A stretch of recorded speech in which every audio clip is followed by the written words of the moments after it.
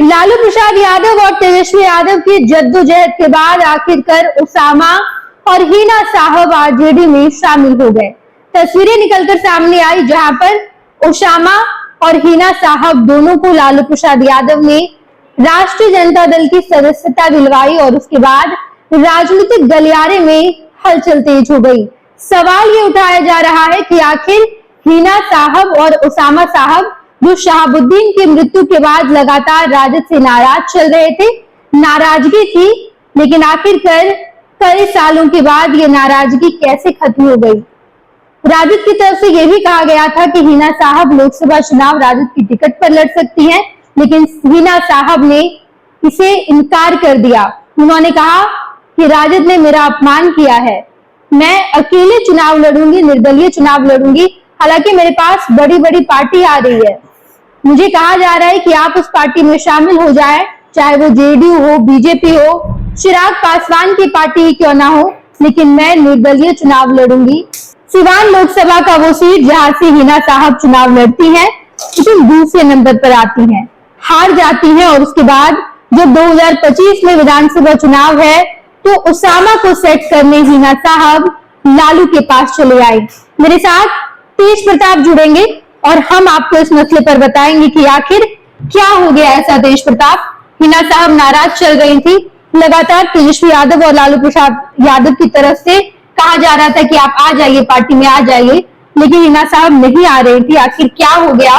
कल उसामा आधी रात में आते हैं राबड़ी आवाज और डील फिक्स हो जाती है। देखिए, बात अगर करें कि क्या हो गया तो हुआ कुछ नहीं है। हुआ यही है कि जब 2024 में लोकसभा का चुनाव हुआ, हिना साहब चुनाव लड़ी और वो दूसरे स्थान पर रही, जबकि तीसरे स्थान पे वहां पे राजद के जो प्रत्याशी थे और पूर्व विधानसभा अध्यक्ष वो रहे। उसके बाद हिना साहब ने देखा कि कैसे उनके पास जो वोट परसेंटेज है वो उस लेवल तक नहीं आ पाया जिसमें वो जो है वो सांसद बन पाए। हालांकि अच्छा परफॉर्मेंस उनका रहा, लेकिन सिर्फ एक इक्के दुक्के परसेंटेज और एक के इक्के दुक्के राजनीतिक समीकरण को साधे तो वो राजनीतिक समीकरण नहीं साध पाए। और ये इसका अर्थ ये था कि वो जो कैडर वोट होता है, आरजेडी या किसी भी पार्टी का बात कर ले, बीजेपी की बात कर ले या तमाम जो बिहार की राजनीतिक पार्टियां हैं, उनका जो कैडर वोटर है वो कैडर वोट स्विच नहीं हो पाया। कैडर वोट ये हिना साहब के साथ नहीं आया, तो हिना साहब को ये भली भांति एहसास हो गया कि कैडर वोटर को भी साथ रखना जरूरी हो। सिर्फ एक जातीय समीकरण लेकर और सिर्फ कुछ लोगों का समर्थन लेकर आप चुनाव नहीं जीत सकते। हिना साहब ये चीज भली भांति जानी, क्योंकि हिना साहब इससे पहले भी चुनाव लड़ी थी। 2020 में बात हुई थी कि विधानसभा चुनाव लड़ा जाए, तो हिना साहब ने साफ इनकार कर दिया। इससे पहले वो 2019 में लोकसभा चुनाव लड़ी, हार गई। उसके पहले भी चुनाव लड़ी। तो ये तमाम चीजें हिना साहब लगातार देख रही थी कि सिर्फ एक पार्टी का सिंबल मिल जाना और ऐसे चीजें होने से सिर्फ चुनाव नहीं जीता जा सकता। चुनाव जीतने के लिए बहुत चीजों की जरूरत होती है। हिना साहब ये धीरे धीरे, हालांकि वो उतने अच्छे तरीके से राजनीतिक परिवेश को समझ नहीं रही थी, लेकिन जब उन्होंने राजनीतिक परिवेश को समझा और चीजों को पूरा वो समीकरण बैठाई और समीकरण बैठाने के बाद उन्हें एहसास हुआ कि अगर वो चुनाव लड़ना है तो एक पार्टी का समर्थन, एक पार्टी का सिंबल जरूरी होता है। लिहाजा अब तो खुद हिना साहब नहीं, हिना साहब जानती है कि अब वो 2000 लोकसभा चुनाव की कैंडिडेट रही है, ऐसे में विधानसभा चुनाव लड़ेंगे खुद, तो उनके लिए उतना अच्छा तवज्जो नहीं मिल पाएगा या उतना अच्छा उनका पब्लिक फिगर नहीं बन पाएगा। लिहाजा अब उन्होंने यह तय किया कि उनके बेटे उसामा, जो शहाबुद्दीन और उनके बेटे हैं, और वो पिछले कई दिनों से राजनीतिक में आने की जद्दोजहद में लगे हुए थे। लिहाजा अब कल बीती रात वो तेजस्वी यादव से मिलते हैं, राबड़ी आवास में मुलाकात होती है, वहां पे तमाम चीजें बात होती है, राजनीतिक समीकरण की बात होती है, कैसे सीवान में क्या राजनीतिक समीकरण बन रहा है और वर्तमान में जो वहां के विधायक हैं उनको लेकर लोगों के बीच क्या नाराजगी है और तमाम चीजें, क्यों सांसद नहीं बन पा रहे हैं, पिछले तमाम चीजें जो हुई वो एक पटकथा तैयार हुई और उस पटकथा ये सारी चीजें लालू यादव के सामने हो रही थी। उस मीटिंग में लालू यादव भी बैठे हुए थे और सिवान के जो वर्तमान में जो है विधायक हैं वो भी वहां बैठे हुए थे। तमाम चीजें जब हुई तो ये मालूम चल गया कि क्या कमियां हैं और कहां पे हमें मजबूती से काम करना होगा। लिहाजा अब जो है वो शहाबुद्दीन बड़े एक्सपेक्टर माने जाते हैं। मैं आपको बता दूं, शहाबुद्दीन सिवान के एक मसीहा के तौर पर जाने जाते हैं। सिवान के लोगों से आप पूछिएगा तो वो शहाबुद्दीन ही उनको साहब के नाम से पुकारते हैं, क्योंकि ऐसा कहा जाता है, ऐसा हम नहीं कह रहे हैं, ऐसा फर्स्ट ईयर के लोग नहीं कह रहे हैं, ऐसा राजनीतिक गलियारे में चर्चा है कि सिवान को अगर पहचान किसी ने दिलाई है तो वो शहाबुद्दीन है। लिहाजा बिल्कुल तेज प्रताप, शहाबुद्दीन की मृत्यु के बाद हिना साहब और उनका पूरा परिवार राजद से नाराज चल रहा था। ना केवल शहाबुद्दीन का परिवार बल्कि आसपास के जितने मुस्लिम हैं वो भी राजद से नाराज चल रहे थे, जिसका नतीजा ये निकल कर आया कि गोपालगंज, जो कि लालू प्रसाद यादव का गढ़ हुआ करता है, वहां पर लालू प्रसाद यादव की पार्टी आरजेडी उपचुनाव में हार जाती है। लालू प्रसाद यादव की चहेती बेटी रोहिणी आचार्य सारण लोकसभा सीट से चुनाव लड़ती है। हिना साहब का साथ नहीं मिलता है, मुस्लिम वोट उनके पास नहीं जा पहुंचता है, और उसके बाद वहां पर भी लालू प्रसाद यादव की बेटी रोहिणी आचार्य हारती है। लालू प्रसाद यादव इसको भली बात नहीं समझ रहे थे, अच्छे से जान रहे थे इसके पीछे का वजह क्या है। शहाबुद्दीन का परिवार है, शहाबुद्दीन के समर्थक है, और इसीलिए लगातार लालू प्रसाद यादव ये कोशिश कर रहे थे कि हिना साहब और उसामा को आरजेडी में शामिल करवाया जाए। लेकिन हिना साहब ये भी अच्छे से जानती थी कि न केवल मेरा परिवार बल्कि शहाबुद्दीन के जितने समर्थक है आसपास के, वो भी राजद से नाराज है। अगर हिना साहब राजद में जाती है तो वो समर्थक नाराज हो जाएंगे कि शहाबुद्दीन की मृत्यु के बाद लालू प्रसाद यादव एक बार झांकने तक नहीं आए, तेजस्वी यादव झांकने तक नहीं आए, और एक हिना साहब अगर चली जाती हैं तो उनका जो कैडर वोट है वो नाराज हो जाए। इस बात से भी वो थोड़ी चिंतित थी। शायद यही वजह रहा कि हिना साहब इस बात को जानती थी कि हम अगर राजद से मुंह मोड़ते हैं तो राजद के पास भी मुस्लिम वोट है, और दो पार्टीज के बीच या फिर हिना साहब और राजद के बीच मुस्लिम वोट का बंटवारा हो जाएगा, दोनों में से कोई नहीं जीतेगा। बिल्कुल, मैं बता दूं, आप कह रहे थे कि ये जो है मुलाकात नहीं हुई, तो 1 मई 2021 में शहाबुद्दीन का डेथ हुआ। उसके बाद जो है लगातार राजद का परिवार कह लें या लालू परिवार धीरे धीरे साहब के परिवार से दूर होना शुरू हो गया। लेकिन बीच में जब ओसामा का निकाह हुआ तो तेजस्वी यादव नजर आए, लेकिन इस निकाह में भी अच्छी खासी मुलाकात या अच्छा खासा बातचीत नहीं हुआ। सिर्फ निकाह में गए, वो होता ना हाजिरी बनाना, वो हाजिरी बना के वापस से चले आए। तो ऐसे में वहां जो साहब के समर्थक थे वो कह रहे थे कि भाई इतना अच्छा संस्थापक सदस्य में शहाबुद्दीन रहे थे आरजेडी के, उनके घर आप जाते हैं और महज मामूली से मुलाकात करके आप वापस चले आते हैं, तो ऐसे में जाहिर सी बात है कि समर्थकों में नाराजगी होगी। लिहाजा जब चुनाव का समय आया और जब ये फैसला हुआ कि लालू यादव की बेटी रोहिणी आचार्य चुनाव लड़ेंगी, लोकसभा चुनाव में मैदान में आएंगी, तो राबड़ी देवी और लालू यादव ने यह पहल किया कि वो तमाम चीजों को सुलझाया जाए। तो लिहाजा विनोद जायसवाल के आवास पर बैठक हुई। इस बैठक में तेजस्वी यादव मौजूद रहे, तमाम चीजें बात हुई, मान मनोबल का बहुत लंबा दौर चला लोकसभा चुनाव से पहले, लेकिन बात नहीं बनी। हिना साहब ने साफ कह दिया कि मैं आरजेडी के साथ नहीं आऊंगी, क्योंकि वो जब उन्हें फायदा बुझा रहा है तब मेरे साथ आए। इससे पहले जब मुझे जरूरत थी तो आरजेडी के किसी सदस्य ने या किसी विधायक सांसद ने मेरे पास आना मुनासिब नहीं समझा, लेकिन जब अब मेरी जरूरत है तो वो मेरे साथ आ रहे हैं, जबकि मुझे उनकी उतनी जरूरत नहीं है, क्योंकि मैं सक्षम हूं कि मैं वह चुनाव लड़ लूंगी। लिहाजा लेकिन जब चुनाव मैदान में उतरी तो उनका परफॉर्मेंस उतना अच्छा नहीं रहा। हालांकि ये भी कहा जा सकता है कि आरजेडी कंटेस्ट से जरूर बेहतर रहा, क्योंकि दूसरे स्थान पर है, लेकिन उतना अच्छा नहीं रहा कि वो खुद सांसद बन पाए और उनको आरजेडी का समर्थन की जरूरत ना पड़े। लिहाजा अब जो है पीछे का वजह यही है तेज प्रताप, क्योंकि मुस्लिम वोट, यादव वोट, ये सब बट गया, और बट जाने की वजह से हिना साहब दूसरे नंबर पर तो आप आई लेकिन जीत नहीं पाई। और अगस्त महीने में हिना साहब लालू प्रसाद यादव से मुलाकात होती है, एक एमएलसी के आवास पर मुलाकात होती है, और तब से ये सिलसिला शुरू होता है कि अब हिना साहब राजद में वापसी कर सकती है। और अब ये अक्टूबर का महीना है जब उसामा आधी रात में तेजस्वी से मुलाकात करने आए हैं। कल हमने आपको खबर दिखाया, हमारे संवाददाता प्रिंस वहां पर मौजूद थे। उसामा आए और तेजस्वी यादव से सारी बातचीत हुई।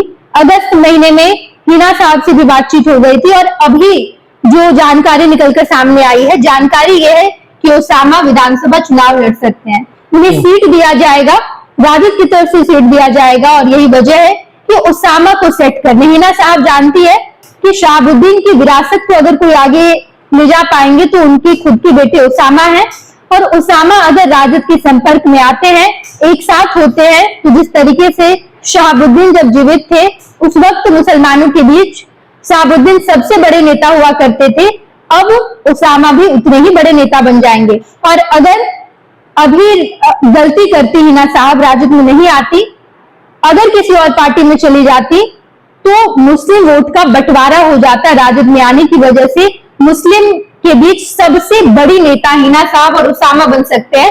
यही वजह है शायद उसामा और हिना एक साथ राजद में आज शामिल हो गए। देखिए, हम इन पूरे प्रकरण पे हमें लालू यादव के उन बयानों को भी गौर फरमाना होगा।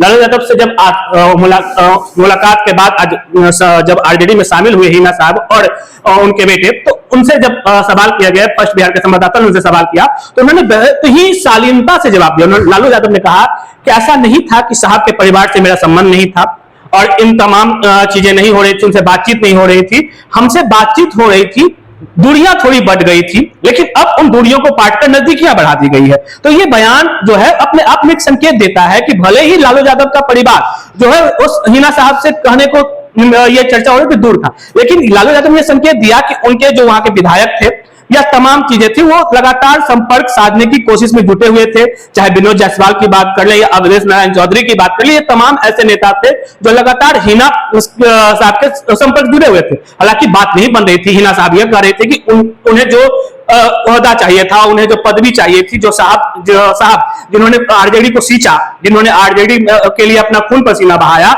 वैसे नेता का जब देहांत हुआ तो कोई सुध लेने वाला नहीं था। तो ऐसे चीजें, अगर बात करें मुस्लिम वोटरों की, तो मुस्लिम वोटरों में अच्छा खासा ज्यादा इस बार भी लोकसभा चुनाव में देखने को मिला, अच्छा समर्थन मिला हिना साहब को, लेकिन कैडर वोट नहीं मिल पाए।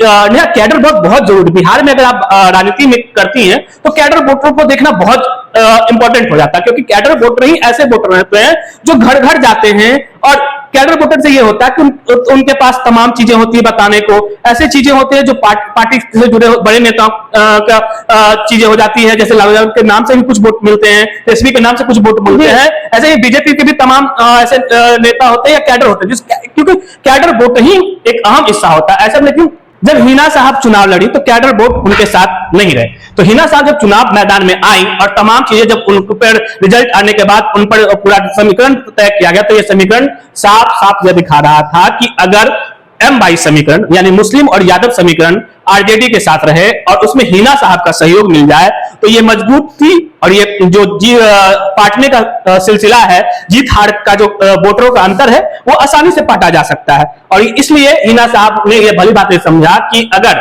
हमें चुनाव लड़ना है, सीमान में वापस से साहब का वजूद बनाना है और साहब के समर्थकों को खुश करना है, तो एक ही उपाय है कि आप किसी दल के साथ आए। हिना साहब ये अच्छी तरह से समझती थी कि बिना आरजेडी में आए हुए आप उन वोटरों को नहीं साध सकते, क्योंकि M22 समीकरण हमेशा से आरजेडी के साथ रहा है। ऐसे में M22 समीकरण को अगर आपको साधना हो, क्योंकि सवर्ण की बात करें तो सवर्ण ने इस बार भी अच्छा खासा हिना साहब को समर्थन दिया।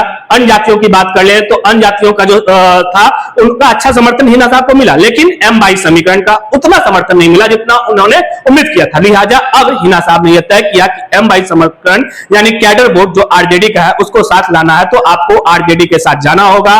और ऐसा नहीं कि हिना साहब ने यह अपने लिए किया है, यह पूरा का पूरा समीकरण, यह पूरी की पूरी पटकथा हिना साहब अपने बेटे ओसामा के लिए रचाया, क्योंकि ओसामा के बारे में वो जानती हैं। तेज प्रताप, आज ओसामा और हिना साहब पार्टी में शामिल हो गए और अब एक अलग तरीके से बिहार को एक बड़ा मैसेज भी दिया गया है। लालू प्रसाद यादव और तेजस्वी यादव ने सबसे बड़ा मैसेज दिया है, क्योंकि हिना साहब को अपनी पार्टी में लाने की कोशिश सबने की, चाहे वो जेडीयू हो, बीजेपी हो या फिर चिराग पासवान की पार्टी ही क्यों ना हो। नई नवेली पार्टी बनी है प्रशांत किशोर की, उसने भी कहा कि हमें मुस्लिम को एकजुट करेंगे, लेकिन तेजस्वी यादव, लालू प्रसाद यादव और हिना साहब ने सही समय पर अपने अपने फायदे को देखते हुए बिल्कुल सही डिसीजन लिया, जिसका फायदा आने वाले विधानसभा चुनाव में भी देखने को मिलेगा। हो सकता है, क्योंकि देखिए अगर बात कर ले बीजेपी की या आरजेडी की या एनडीए गठबंधन के नेताओं की, तो ऐसा है कि हिना साहब को शामिल करवाना सब कोई चाहता है, लेकिन इतना अधिक तवज्जो मिल पाता, उन्हें सीट कंफर्म हो पाता या नहीं हो पाता, इसका ये कहा जाना बहुत ही मुश्किल था, क्योंकि इनके पास उस क्षेत्र में ऐसे कैंडिडेट हैं, मुस्लिम वोटर उतने हैं, लेकिन ऐसा कहा जाता है, ऐसा माना जाता है, ऐसी चर्चा होती है कि बीजेपी या एनडीए में बात कर ले तो मुस्लिम वोटरों को या मुस्लिम नेताओं को उतना अधिक तवज्जो नहीं दिया जाता जितना आरजेडी में दिया जाता है। बिहार की राजनीति को समझने वाले ये बात अच्छी बात से समझते हैं कि मुस्लिम समुदाय का अगर सबसे अधिक लगाव, सबसे अधिक वोट कहीं है तो वो आरजेडी के साथ है। लिहाजा इतने दिनों से चुनाव लड़ रही हिना साहब ने भी यह समझा कि अगर मुस्लिम समाज को अपने साथ लाना है तो आरजेडी ही विकल्प है और वो बेहतर विकल्प है। बिल्कुल बिल्कुल तेज प्रताप, बहुत बहुत धन्यवाद। आज हिना साहब और ओसामा दोनों राजद में शामिल हो जाते हैं, जिसके बाद बिहार को एक बड़ा मैसेज दिया गया। उन तमाम पार्टियों को भी लालू प्रसाद यादव और तेजस्वी यादव ने बड़ी चुनौती दी है जब यादव और मुसलमान एक साथ आए। हिना साहब के पास अभी भी जितने सिवान के आसपास के इलाके हैं उनका मुस्लिम वोट है, और अगर लालू प्रसाद यादव और तेजस्वी यादव सिवान के आसपास के क्षेत्र को जीतना चाहते हैं तो इस लिहाज से हिना साहब यानी कि शहाबुद्दीन का परिवार बेहद महत्वपूर्ण हो जाता है।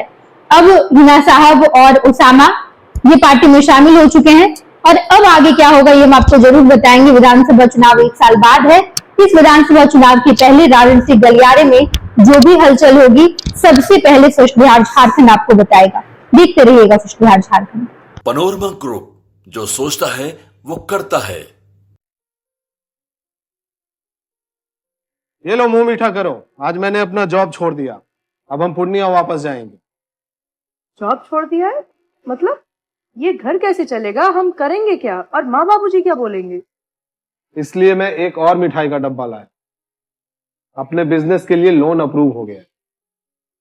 अरे लोन अप्रूव हो गया वो तो ठीक है, लेकिन पूर्णिया में हम रहेंगे कहाँ? अपना घर भी तो नहीं है वहाँ। इसलिए तो एक और मिठाई का डब्बा अलग से लाया हूं। हमने पूर्णिया में घर ले लिया है, पूर्णिया के ई होम्स पैनोरमा में। पूर्णिया में पैनोरमा ग्रुप लेकर आए हैं ई होम्स पैनोरमा। बड़ा घर, आलीशान जिंदगी और अत्याधुनिक सुविधाओं के संग। अरे अब क्यों मुंह मीठा करवा रही हो? क्योंकि हम घर वापसी जो कर रहे हैं। घर वापसी की खुशी पूर्णिया में ई होम्स पैनोरमा के संग। E homes panorama, luxurious lifestyle redefined.